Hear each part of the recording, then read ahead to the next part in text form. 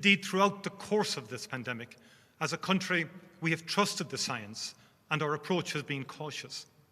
While I know and genuinely appreciate that this has sometimes been a source of frustration, particularly for some sectors of our economy, I am satisfied that on the most important measure of all, the protection of lives and public health, it has been the correct one. Our collective trust in science has been demonstrated in many ways. It can be seen in our ongoing adherence to the restrictions that remain in place, and it can be seen in the prominence of medical and scientific experts in all of our public debate. But perhaps the most dramatic and constructive evidence of our respect for science is in the level of uptake of the vaccine in our country. By every measure, the Irish people trust the vaccines. In fact, our country enjoys one of the highest levels of trust in the vaccine in the world. And you are right to have that trust.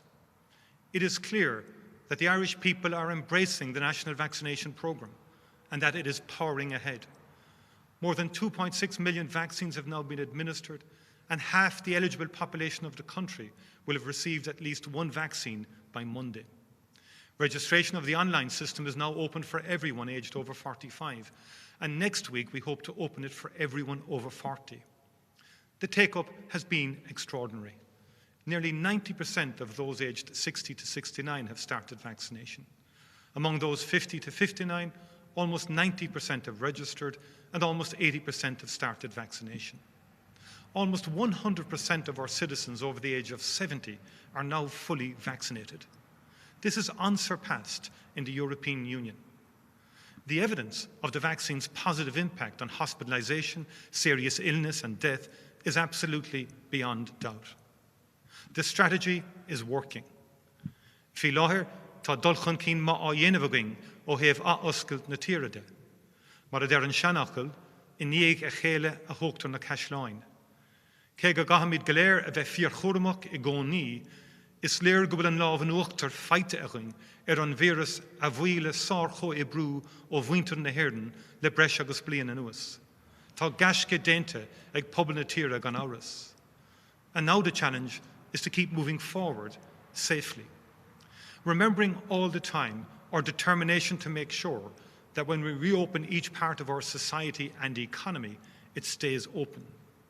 Given our progress in the vaccination programme during the month of May and the current levels of the virus in our society, all of the measures that we had hoped to introduce in June will now go ahead.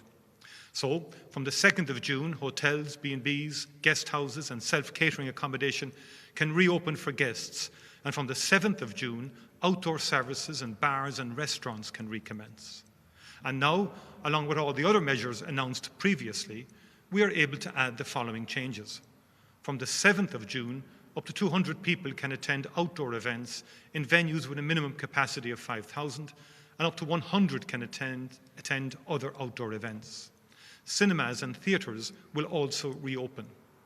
In light of the very genuine concerns regarding road safety, we also will see a start to the reopening of driver theory test services and an incremental reopening of driver test centres.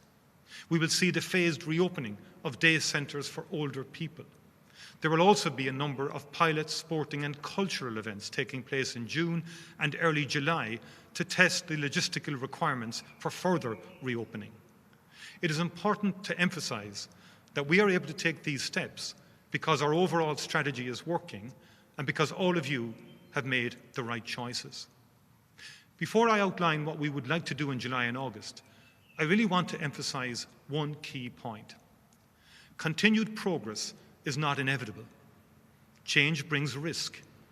We still have a journey to go with our vaccination programme, and we are monitoring very closely what impact new variants, especially the B1617 Indian variant, has on the spread of the virus.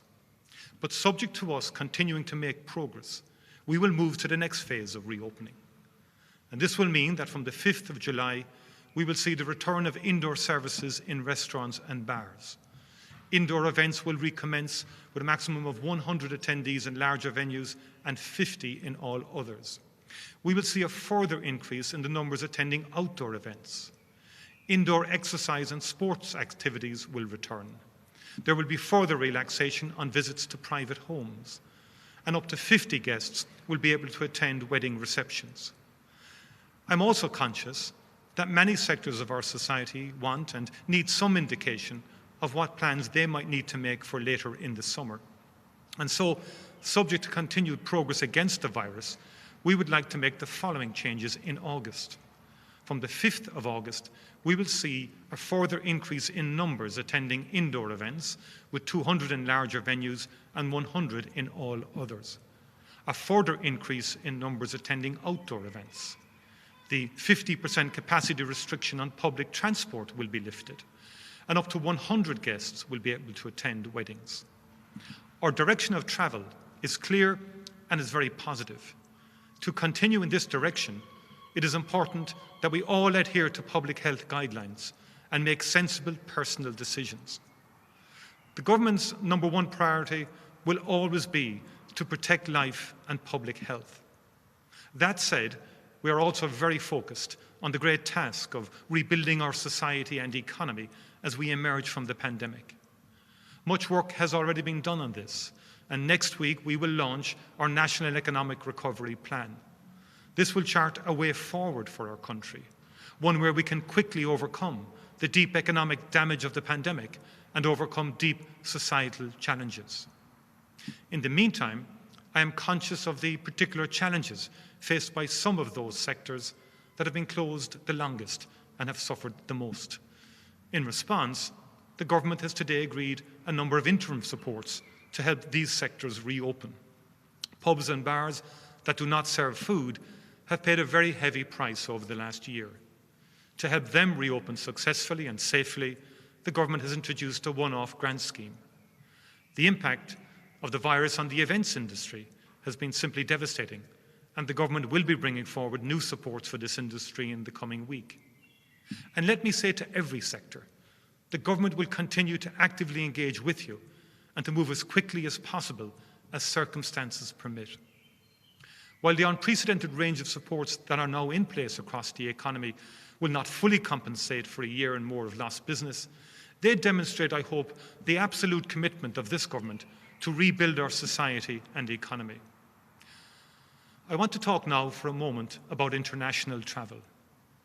I understand the importance of our aviation and tourism sectors.